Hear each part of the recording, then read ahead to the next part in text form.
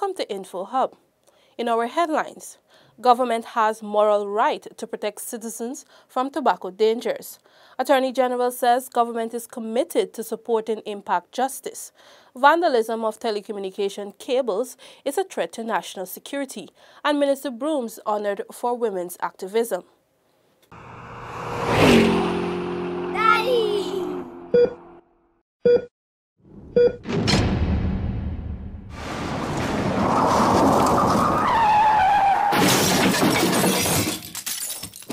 Minister of Public Health Vala Lawrence said that the government has a constitutional and moral right to protect its citizens from the dangers of tobacco. The health and well-being of the nation is the government's key priority. The failure to pass the tobacco legislation was viewed as a deterrent to meeting the requirement of the Sustainable Development Goals. The intent of this bill is not to punish smokers. We recognize that smoking is an addiction, and we intend to strengthen cessation programs to provide the kind of support that smokers need to quit, sir. The Tobacco Control Bill does not propose to ban smoking. Rather, one of the main aims of the Tobacco Control Bill is to protect persons from exposure to secondhand smoke by regulating where smoking is permitted in indoor public places and specified outdoor places. However, the public should know that there is no legal right to smoke recognized by international or national laws. On the other hand, each of us has a right to a higher attainable standard of health, which is entrenched in our Constitution and in every international human rights instrument to which Guyana is a party. Minister Lawrence told the House that the legislation's passage would significantly reduce the huge sums of monies that is being spent by the government in fighting non-communicable diseases, the majority of which are being caused by tobacco usage. There are more than 1 billion smokers in the world, and 80% of them now live in low and middle income countries, where the burden of tobacco-related illness and death is heaviest. Tobacco, we are told, kills more than 7 million people each year, with 6 million of those deaths being the result of direct tobacco consumption. There are more than 4,000 chemicals in tobacco smoke, of which at least 250 are known to be harmful and more than 50 are known to cause cancer. The bill originated under the previous administration in 2011 and has benefited from several rounds of consultation. According to the World Health Organization, tobacco kills up to half of its users. Zenil Williams for Info Hub. Zenil Williams tells us that the Impact Justice Project is hosting its committee meeting. The Improved Access to Justice in the Caribbean is a 5-year regional justice sector reform project funded by the Canadian government, which is being implemented from within the Caribbean Law Institute Centre at the University of West Indies Cave Hill campus in Barbados. The High Commissioner of Canada to Guyana and Suriname, Jan Sheltinga, said, "This project forms a larger framework of Canada's commitment to foster the socio and economic development of the Caribbean through our $600 million 9-year program. The progress made towards the drafting of these legislations thus far is really commendable. I'd like to encourage the legal committees to pay particular attention to the use of plain, modern, and relatively simple gender-neutral language." Minister of Legal Affairs and Attorney General Basil Williams reiterated government's drive to support impact justice and improve the justice system across the Caribbean. Access to justice is paramount to upholding the rule of law.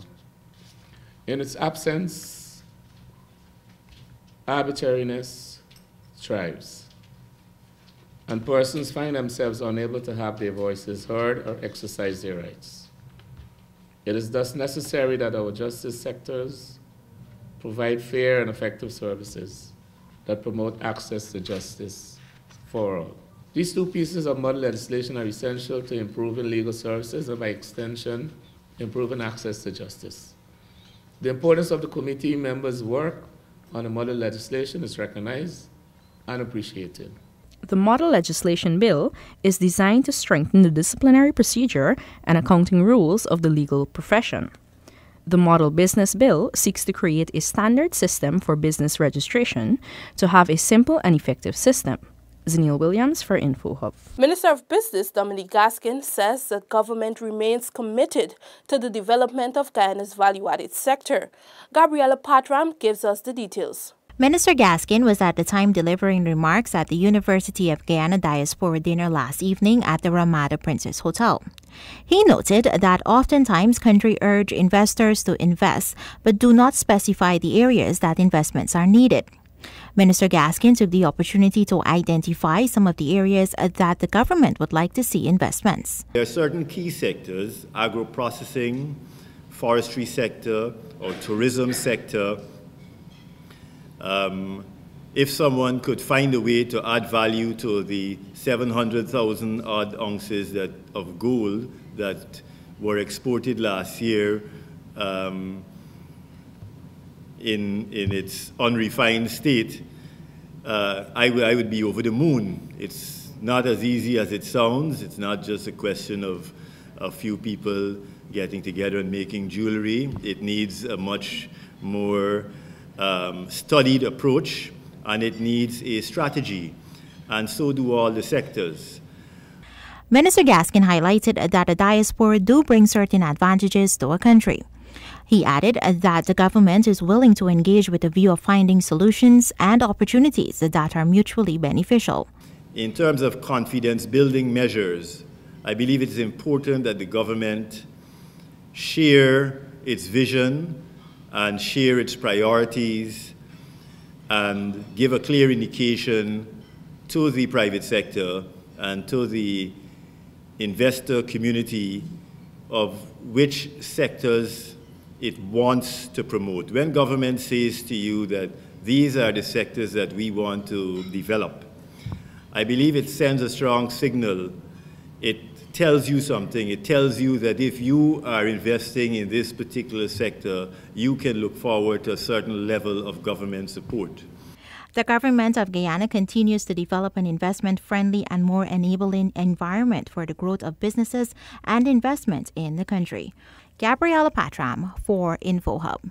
Minister of Public Telecommunications Catherine Hughes says that the vandalism of Telecom's cables is a threat to national security. Gabriela Patram tells us more. Minister Hughes highlighted her concerns at a joint press conference with the Guyana Telephone and Telegraph Company. We're making one step forward, and I'm sorry, Guyana, we're making 2 steps backward. And therefore, each and every citizen has a responsibility, I feel. If you want this country to grow, if you want to help GTT and myself, because we work in a partnership, we must be able to depend on you to report any suspicious activity.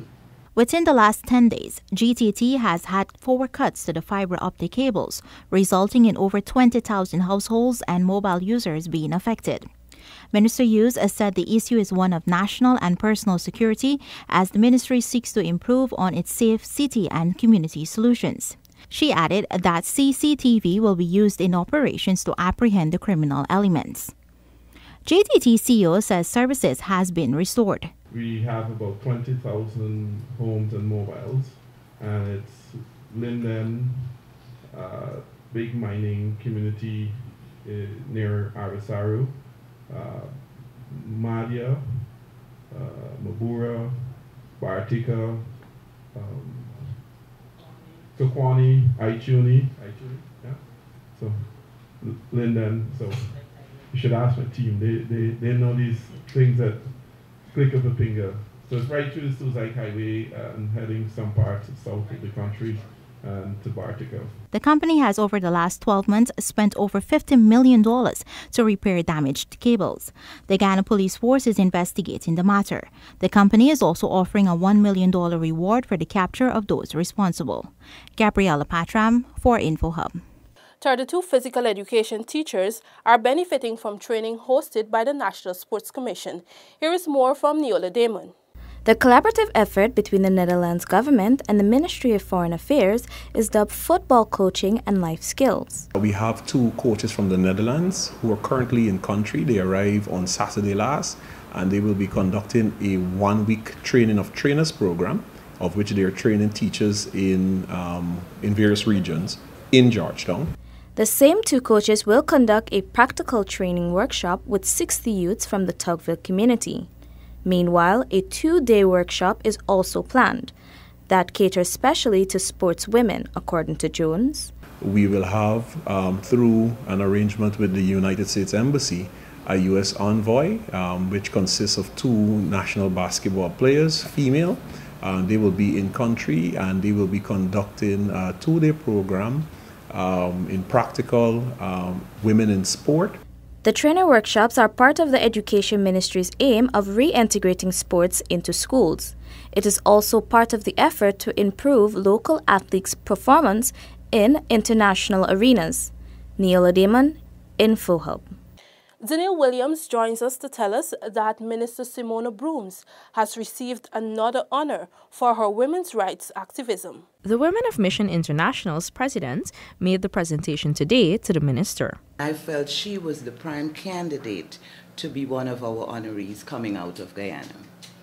And the reason I'm saying that is because we felt in the organization that the minister epitomizes what an empowered woman should be. Minister Brooms also received a citation from New York Senator Roxanne Persaud for her exceptional contribution and quality of service rendered to the people. I will use this to add oil to my lamp. Yes. To add oil to the lamp.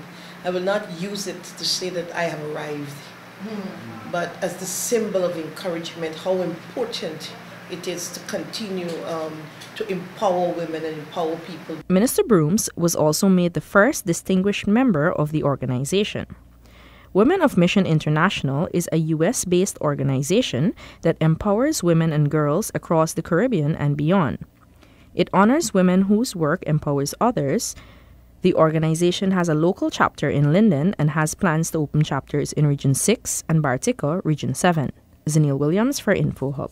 The joint services remain on high alert and have an increased presence in communities and backland areas along the East Coast and elsewhere. Clive Ford called Helsinki, Paul Goraya, Sean Harris called Shawnee, Pascal Smith, Kerry Cromwell, Mark Royden Durant called Smalley, Stafford Alexander Hopkinson, Ure Vaswick called Malcolm Gordon, and Kabina Stevens called OJ, are all wanted by the police for questioning in relation to escaping from lawful custody from the Georgetown and Lusignan prisons. Anyone with information is asked to contact the police on telephone numbers 225-6411, 225-8196, 225-2227, 227-1149, 226-7065, 911, or the nearest police station.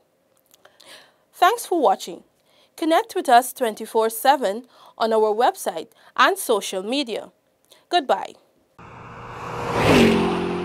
Daddy!